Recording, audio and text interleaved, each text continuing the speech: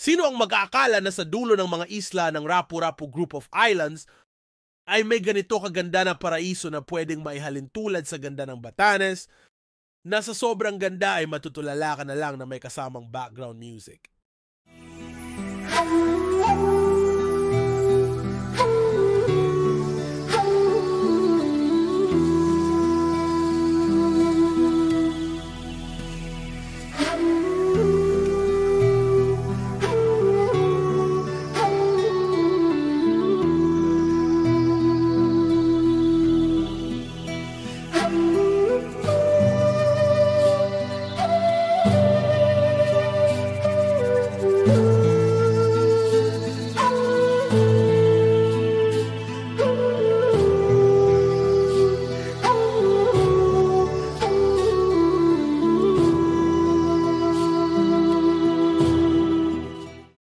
Diba? At sobrang ganda ng lugar na to. Kung gusto nyo din na makarating sa lugar na to, matatagpuan to sa Isla Batan sa munisipyo ng Rapu-Rapu sa Albay Province. Sakop to ng Barangay San Ramon. Kilala ito sa tawag na Sitio Minsuko.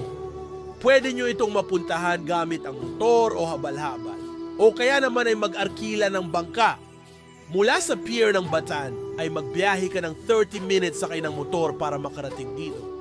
Yun lang kasi ang kakasya sa mga kalsada dito dahil ang main road nila ay hindi pa pwedeng madaanan ng sasakyan. Mayroon din maliit na community dito at mababait ang mga locals, kaya huwag kayong mahihiya na makipagsalamuha sa kanila. May libreng spot din dito na pwede pagtambayan at liguan na may white sands na kilala bilang Bunayan Beach. Pwede nyo din na subukan na umakyat sa itaas ng mga bundok dito para sa mas magandang experience ng overlooking at masarap na simoy ng hangin. Kung gusto nyo ay pwede kayo magpasama sa mga locals basta wag lang kakalimutan na mag-ingat sa mga hahawakan at tatapakan. Basta para sa personal experience ko na maishashare sa inyo, ay isa to sa pinakamagagandang spot na napuntahan ko. The best ito para ma-feel ang nature at makapag-unwind. Kung sakali man na nakabisita ka na dito, i-share mo naman sa ibaba ang mga pictures and experiences ninyo.